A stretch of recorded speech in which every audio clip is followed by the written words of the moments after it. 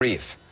Human rights activist in Syria on the violence unfolding there. I want to point out that we offered to talk to him without using his name, but he insisted that he wanted his name used. We considered not doing the interview, but in the end, we believe he is well aware of the dangers he faces, and we decided to respect his request.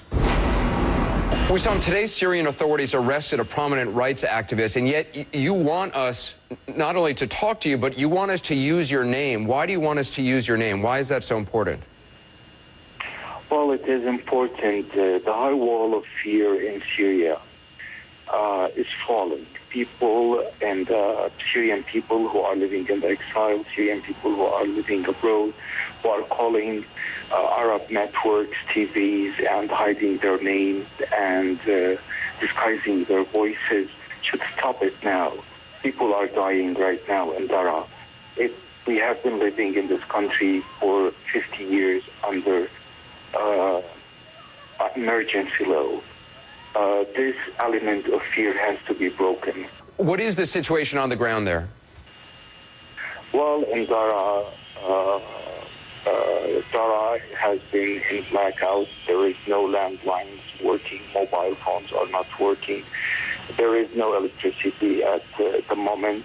The security forces have invaded the Omari Mosque last night and killed 6 people. A lady of 48 years old was injured. She died at 10 o'clock in the morning. Her family tried to bury her. The regime, the security forces prevented the funeral because they know that during the funeral people gather and people become more excited, and that caused much more anger, and people gathered again around 2 o'clock around the mosque, and they were sieged by security forces. So villages around Daraa came to another area called Mahatta, trying to support the protesters, and then security forces committed more brutality. We have confirmed 15 names of people who have been killed. Another 8 names now are being circulated, and we are trying to confirm the names. People are being slaughtered right now in Daraa. The protesters, though, unlike in Tunisia, unlike in Egypt, they're not calling for the end of President Assad's regime. No. Until now, no one has told the president to leave. They are asking for very simple and realistic demands. They are asking for the release of prisoners of conscience. They are asking for the abolishment of emergency law. They are asking for reform in the country. Syria is full of young people with lots of potentials, with lots of qualifications.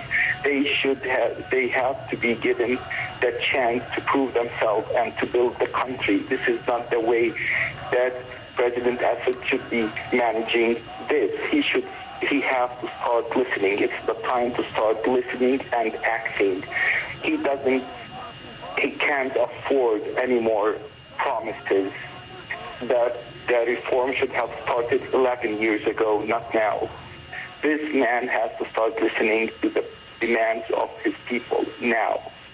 Wissam Tarif, I applaud your courage and I appreciate you talking to us. Thank you. Thank you very much.